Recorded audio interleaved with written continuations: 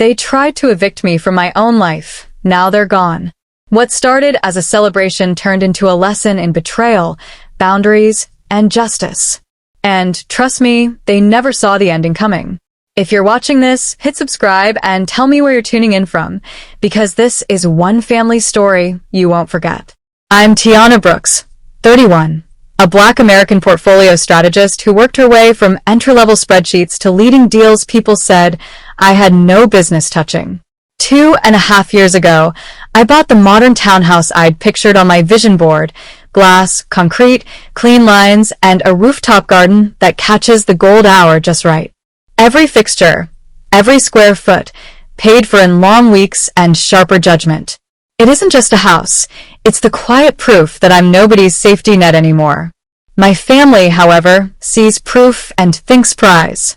My younger brother Darius, 28, floats from hustle to hustle, DJ 1 month, brand consultant the next, buoyed by our mother Bernice's unshakable belief that his break is always a week away. His fiancée Keely, 27, has a smile that photographs well and a voice that pitches even better. Our father Harold is gentle, diplomatic, and allergic to conflict. If denial were a sport, he'd captain the team. It started with a call on a mild Thursday. "Baby, we need your place," Mom said, tone sugared with obligation. "Darius and Keely are announcing the engagement, plus a little community scholarship angle. It'll be good optics." Family stepping up for family.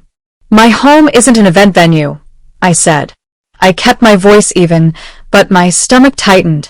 "Just one evening," she pressed. "Let your brother have a moment in a beautiful space. You have plenty." That word, plenty, always does the heavy lifting for other people's wants. Harold slid onto the call to just add that it would mean a lot. I measured the ask against the piece I'd purchased, then made a compromise I thought I could live with. "Fine," I said, with boundaries. No more than 90 guests, done by 9:30 p.m. Nothing in or on the house gets altered. No structures. No temporary improvements. No exceptions. Bernice agreed too quickly. Red flag number 1. Minutes later, Darius rang me up in full charm. "Sis, you're legendary. This is love." Keely texted a string of sparkling hearts, and "This will be iconic." Iconic for whom? I wondered. The following week became a drip campaign. Keely asked to push the end time a smidge because donors mingle longest after 10. Then she floated a micro-auction to elevate the cause, which totally required a stage. I replied once, clearly. 9:30 hard stop. No build-outs. Keep it simple. Darius called to smooth things over, translating my rules into negotiables I had never offered. I said what I meant all over again. He said, "You're intense, T. It's just a vibe." Intense keeps roofs paid for. Vibes don't. That weekend, over cappuccinos, my closest friend, Aubrey Kenyon, 41, corporate attorney and human lie detector, watched me recount the asks. He didn't blink. "They're pressure testing you," he said. "Get it in writing. 1-night license to use the home, explicit end time, no tenancy, no storage, no implied rights. And secure the property. Cameras. Access control. Cloud backups." Against my own brother? Against anyone who thinks your stability is community property. I nodded, swallowing the part of me that still wanted to believe shared DNA equals shared ethics. It doesn't. The messages escalated. Keely wanted just a few more chairs, then a better sound array for ambience, then some potted palms to soften the yard. Each ask felt small by itself, like a paper cut. Collectively, they stung. Bernice phoned daily to rehearse the old chorus. "Don't make this hard, Tiana. You've done so well, share a little grace." Grace in my family often means surrender. I started archiving everything, texts, emails, vendor quotes forwarded by accident. I saved screenshots to a secure folder and mirrored them to a drive Aubrey could access. I walked the property with a locksmith and replaced what didn't feel substantial. A security company installed discrete cameras that stitched the whole perimeter into a live mosaic on my phone. Meanwhile, the narrative at home tilted. At Sunday dinner, Bernice announced to the table that I was being rigid, that community events run a little long, that Tiana's house has space to spare. Harold tried to neutralize the room with soft words about meeting in the middle, as if the middle didn't always land in my living room. I breathed through it and repeated the facts. One evening. 90 guests. Done at 9:30. No alterations. No storage before. No pickup after. And you'll sign an agreement. Darius laughed, wide and bright. Sis, paperwork? You serious? Dead serious, I said. You get a celebration. I keep my home. Keely's smile flickered, then reset like a ring light. Of course, we love boundaries, she said, pronouncing the last word like a foreign term. That night, Aubrey emailed me a one-page license so clean a judge could read it in an elevator. Date and hours, guest cap, security deposit, liability and indemnity, prohibition on modifications, explicit clause barring any tenancy or continuing right of use, and a line in bold. No claim, interest, or entitlement to premises, fixtures, or appurtenances is conferred or implied. I printed 2 copies and slid them into a leather folder. A day later, another drip. Keely floated an extended cocktail moment to let the scholarship donors feel seen. Bernice suggested opening the upstairs lounge just for photos. Darius asked to stash a few decor crates in my garage for a night or 2. No. And read the text again, no, I said. Come. Final. When I ended the call, I stood in my kitchen and let silence wrap the room. I'd fought to own this quiet. I wasn't going to barter it away for applause and hashtags. My doorbell chimed. Through the camera, I watched Darius on the stoop, hands in his pockets, grin set to family charm. Keely hovered half a step behind him, phone tilted, already capturing content. I opened the door and held up the folder. Before anything else, I said, we sign. Darius's grin thinned. Keely's lashes fluttered. Far across the street, my neighbor, Miss Palms, who misses nothing, watered her hydrangeas and pretended not to watch. Paperwork for a party. Darius asked, a laugh caught in his throat. For my piece, I answered. He stared at the page. Keely's gaze flicked from the bold clauses to my face, calculating. For a long breath, no one spoke. Then Darius reached for a pen. That's when I knew this wasn't just about a borrowed night. It was about ownership, of space, of story, of where I end and everyone else begins. He signed. Keely's signature followed, careful and looping. I countersigned, slid one copy into his hands, and locked the other in my safe. As they walked back down the steps, Keely whispered something I couldn't catch. Darius didn't look back. My phone buzzed. Aubrey. How'd it go? Signed, I texted, and recorded on camera. Across my screen, the security feed stitched twilight into a calm grid. For the first time since the ask, I felt the scales tip back, toward center. I wish that had been the end of it. 2 weeks before the engagement party, I woke to a call from my event contact, Marcus, the caterer. His voice carried a polite tremor. Ms. Brooks, I just need to confirm something. The head count says 135 guests now. Is that right? 135. Not 90. I stared at the ceiling, pulse ticking slow and hard. That's incorrect, I said. Stick to the 90 listed on your original invoice. He hesitated. Ma'am, the update came from Keely directly. She said you approved it. Of course she did. After I hung up, I opened my group chat with Darius and Keely, our family party thread that had turned into my personal anxiety feed. I typed, guest limit remains 90.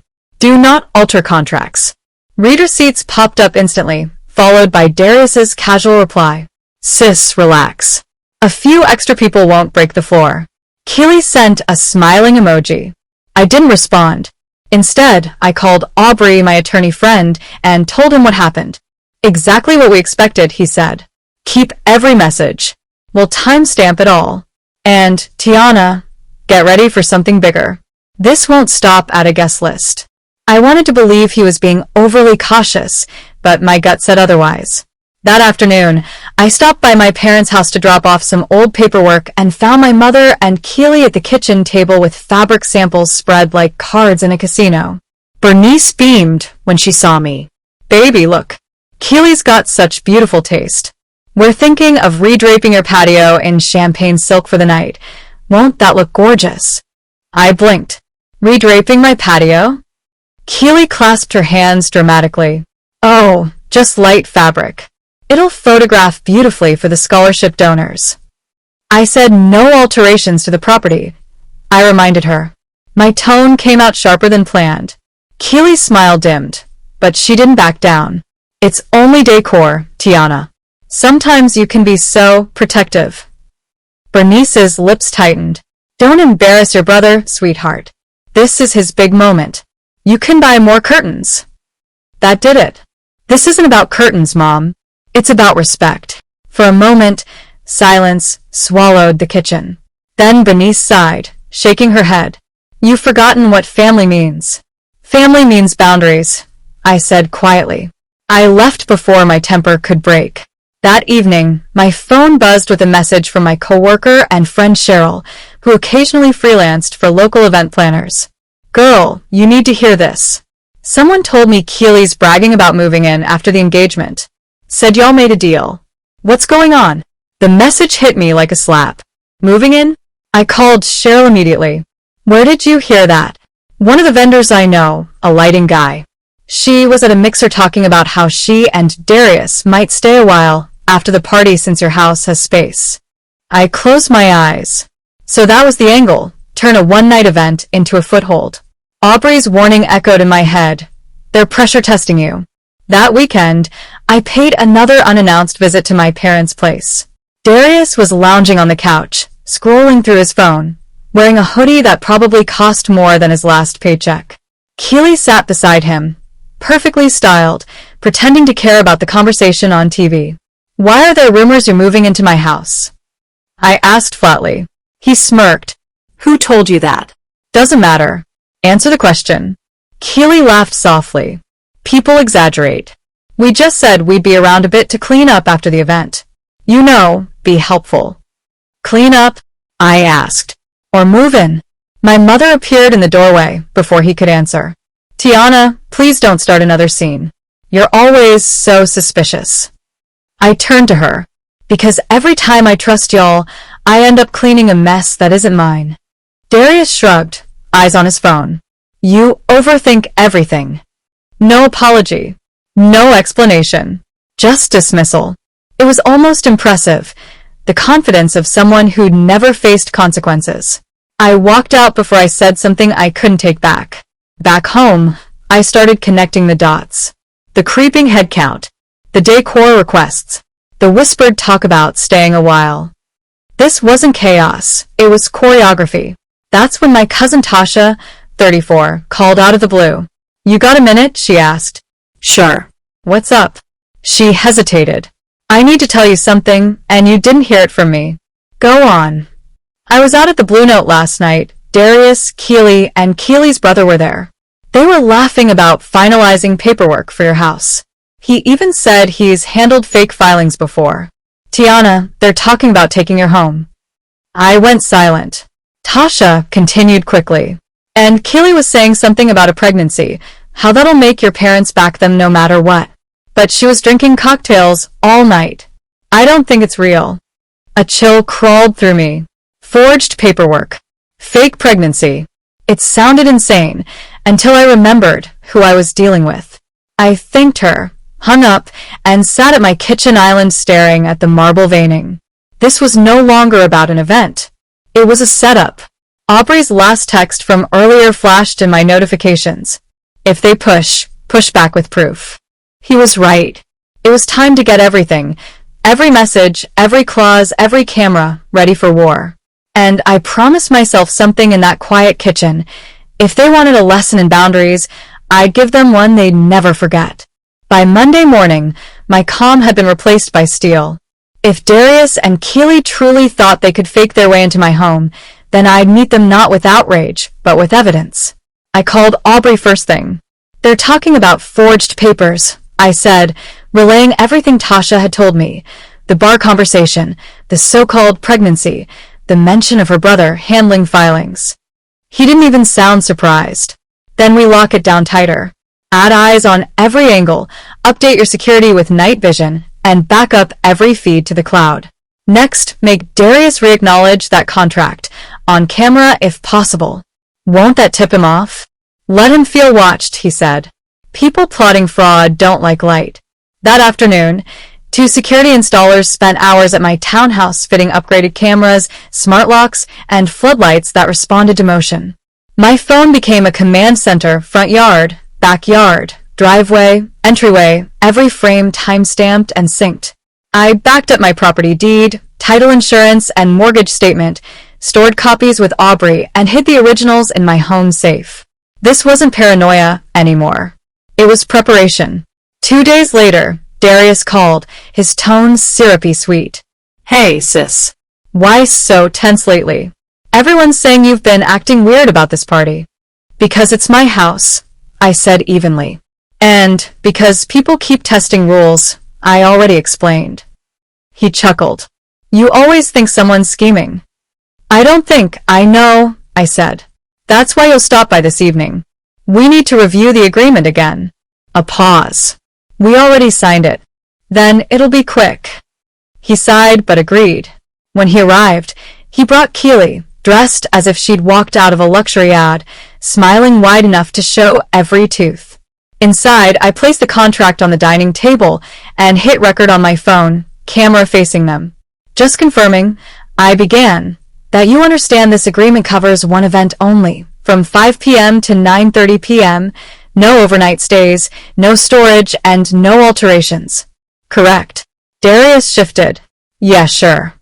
And you acknowledge this house and all fixtures belong solely to me, Tiana Brooks, with no transfer of ownership, occupancy, or rights. Correct. Keely's smile twitched. Of course, Tiana. We'd never overstep. I ended the recording and sent it straight to the cloud. One more nail in their coffin. That night, Bernice called, angry. Why are you making your brother sign things like a stranger? He told me you're acting paranoid. I'm acting careful, I replied. You're humiliating him. A contract? Cameras?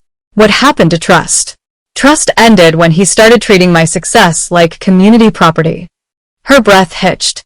That's your little brother, Tiana. And this is my home, I said. He's not taking it. She hung up. Days passed, and the family split into invisible camps. Harold tried to mediate, but his voice carried no authority. Meanwhile, Keely continued sending subtle messages, just confirming color palettes, finalizing deliveries, quick update about staging. Everyone felt like a fishing line for weak spots. Then came the blow that confirmed everything. A courier dropped off an unmarked envelope addressed to T. Brooks' residence. Inside were photocopied pages that looked like a property transfer, fake seals, a falsified notary signature, and Darius's name typed where mine should be. I stared at it, fury building in waves. They'd actually done it. I called Aubrey immediately. He told me not to confront them yet. Let them think they're ahead. We'll make their confidence work against them. So I played along. I replied to Darius's next cheerful message. Party's shaping up great. With a short, neutral. Glad to hear. See you on the 14th. I let silence do the talking. The following week, Bernice dropped by unannounced, holding homemade pie and a practiced smile. Can we talk, baby? She asked. She sat across from me, smoothing her skirt.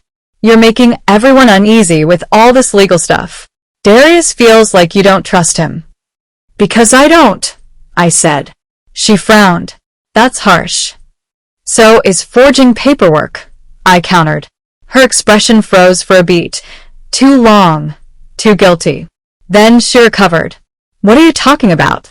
I know about the documents, I said quietly. And the fake pregnancy rumor. You might not be behind it, Mom, but you've been covering for him your whole life. Not this time. Bernice's face fell. You're being dramatic. Am I? I slid my phone across the table, playing a short clip, Tasha's secret recording from the bar. Darius's voice bragging, Keely's laughter, Trevor's words. Once we pull this off, the house is ours. Bernice went pale. She didn't defend them. She didn't apologize either. She just stood up, grabbed her purse, and walked out. That night, I poured a glass of wine and watched the live camera feed. The garden lights glowed softly, motion sensors blinking green. I should have felt safe. Instead, I felt watched. The engagement party was now 1 week away, and every instinct in my body screamed that it would be the real showdown, not a celebration. Whatever game they were playing, they were about to learn I knew every move. The night of the engagement party arrived like a storm disguised as sunshine. I'd rehearsed every scenario in my mind, the limits, the contract, the cameras. Still, the audacity that unfolded stunned me. At 4:50 p.m., the first cars began rolling up the driveway, not a few, but a parade. By 6 o'clock, my courtyard was jammed with over 140 people, triple the agreed number. Laughter spilled over my hedges. Photographers flashed like paparazzi. A DJ I'd never hired was setting up a monstrous sound rig that looked like it belonged at a festival. Keely stood at the center of it all, glittering in a champagne gown, directing staff like she owned the place. Darius, draped in designer everything, was shaking hands with donors as if he'd already inherited the deed. I took one slow breath, unlocked my phone, and activated recording on every camera feed. My cousin Tasha arrived quietly through the side gate and found me by the kitchen window. "They're doing it again," she whispered. "Keely told a guest that you're moving out soon, and she and Darius are transitioning in." My pulse quickened. "You're sure?" Tasha nodded and handed me her phone. I got a voice memo. She pressed play. Keely's voice, slick and smug. "The paperwork's already in motion. Once the party's over, it's official." I stared at the counter light reflecting off my granite counters and felt the calm before eruption. They weren't just ignoring my rules. They were staging a coup. I found Darius near the bar, laughing with guests, drink in hand. "Can I talk to you for a moment?"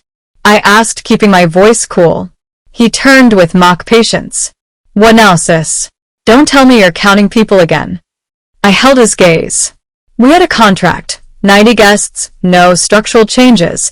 Done by 9:30. You've broken every clause." He smirked. "Relax, T. Everyone's having fun." "Fun isn't the same as fraud," I said flatly. "And yes, I'm counting." Keely floated over, still smiling for the crowd. "Oh, Tiana, you worry too much. It's a family event. No one's keeping score." I stepped closer. "Actually, I am. And so are my cameras." Her smile faltered just enough to tell me she understood exactly what that meant. As the night went on, the violations grew bolder. Trevor, Keely's brother, the supposed document expert, was instructing caterers to rearrange my patio furniture for a midnight toast. The DJ ignored my end-time reminder and ramped up the volume. At 9:45, when I cut the power to the outdoor speakers, the crowd booed like it was a concert. Keely stormed toward me, her voice sharp beneath the fake smile. "You're ruining everything." "No," I said evenly. "You did that yourself." Darius joined in, his tone slurred with arrogance. "This house should have been ours anyway. You think one signature makes you untouchable?" That sentence froze the air. "I think ownership does," I said, pulling my phone from my pocket. "And I think your signature on this contract says you know that too." I opened the camera roll and played the video of him signing, timestamp and all. His expression changed, a split second of panic before he masked it with a grin. "You're really recording family now," he sneered. "When family acts like criminals," I replied. By 10 o'clock, most of the guests had begun leaving, confused by the abrupt silence after the music died.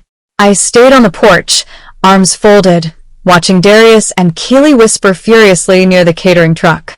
Tasha came to my side. "They're not done," she murmured. "I know," I said. "That's why I'm letting them think I've gone quiet." Sure enough, just before midnight, my phone chimed. Motion detected on the driveway camera. 3 figures appeared in the grainy feed, Darius, Keely, and Trevor. They weren't leaving, They were unloading boxes from the truck. One box. Two. Then a suitcase. I felt my chest tighten. They were actually trying to move in. I didn't confront them then. I simply opened my live feed app and hit record all. Every second. Every movement. When I looked closer, I saw Darius pulling out a thick envelope, white paper edges visible in the night light. He waved it toward Keely, triumphant. That had to be the forged deed. They didn't know every word, every step, every flicker of their little midnight trespass was being saved in 4K resolution, to the cloud, to my lawyer, to a backup drive sitting quietly in a safety deposit box. The next morning, as sunlight broke through the blinds, I poured myself a coffee and watched the playback in silence. There it was, my brother, the man I'd once defended at every turn, standing in my driveway with fake documents, trying to claim the house I'd bled for. It was no longer anger I felt. It was clarity. I sent the clip to Aubrey with a short message. They made their move. Your turn. He replied almost instantly. I'll be there in 20 minutes. Keep the gates locked. The trap had been set. Now it was time to spring it. By the time the sun climbed above the rooftops, my phone was already buzzing. Aubrey, I'm 2 blocks away. Do not open that gate until I'm there. I stood at my kitchen window, coffee untouched, watching a moving truck roll into my driveway. My stomach dropped, but my mind was razor calm. Darius climbed out first, his expression confident, practiced arrogance in motion. Keely followed in oversized sunglasses, clutching a stack of documents. Behind them, Trevor leaned casually against the truck door, like a man about to unload victory instead of evidence. I unlocked my phone and switched on every live camera feed. They wanted to perform? I'd give them an audience. Darius strutted toward the porch. Let's not drag this out, he said. The paperwork's done. The house is ours now. I raised an eyebrow. Ours. Keely waved the papers dramatically. We filed these with the county. It's legitimate, Tiana. Maybe it's time you move on to something new. Interesting, I said. Because according to the county clerk, nothing's been filed yet. Her hand froze midair. A car door slammed behind them. Aubrey stepped out, tailored suit sharp as a blade. He held up a folder. And this, he said, tapping the top sheet, is your brother's signature acknowledging this property belongs solely to my client. Signed, dated, and recorded on camera. Darius's smirk slipped. You can't just... Yes, we can... Aubrey cut in, his tone surgical. You've trespassed, attempted to defraud, and brought false documents onto private property. The police are on their way. Keely's eyes darted around the yard. You wouldn't call the cops on family, she whispered. I folded my arms. Watch me. When the officers arrived, everything unfolded like choreography. Aubrey handed over the real deed, the signed contract, and printed screenshots from my cameras showing them unloading boxes after midnight. One officer flipped through the forged papers Darius had brought, then glanced up. These seals are fake, he said. Where'd you get them? Trevor muttered something about a friend at a print shop. Wrong answer. Within minutes, the officers ordered them to pack up and leave immediately or face charges. Darius's anger cracked into shouting. Keely tried to cry her way out of it. Mom will never forgive you for this, she yelled as the officers led them back to the truck. I didn't flinch. She'll survive. She always forgives the wrong people. They drove off, tires screeching, the truck wobbling under the weight of their arrogance. Bernice arrived 30 minutes later, tears already spilling before she'd closed her car door. How could you do this to your own brother? She cried. You've humiliated him in front of the whole family. I met her eyes. He humiliated himself. He tried to steal my house, Mom. That's not true. Security footage says otherwise. You raised us to believe family could borrow anything without asking. Maybe that's why none of you learned the word boundaries. Her lips quivered, but I didn't let guilt swallow me this time. I loved my mother, but I loved peace more. She turned away, muttering about ungrateful children, and drove off. For the first time in years, I didn't chase her car down the road with an apology. Within a week, Aubrey filed civil and criminal complaints, document forgery, attempted property theft, and trespassing. The evidence was airtight. Timestamps, signatures, recordings, witness statements, and that final clip of Darius waving fake deeds under the morning sun. In court, the judge barely needed 10 minutes. "This is blatant fraud," she said, voice sharp as a gavel. "Judgment in favor of Ms. Brooks. All legal fees to be paid by the defendants." Darius and Keely stood pale and silent. Their dream of public grandeur had turned into public disgrace. Word spread fast through the community, the scholarship event, the forged papers, the eviction. Invitations dried up overnight. By the time the ruling hit the local news, they'd already skipped town. Rumors said Phoenix, trying to start over somewhere that didn't know their names.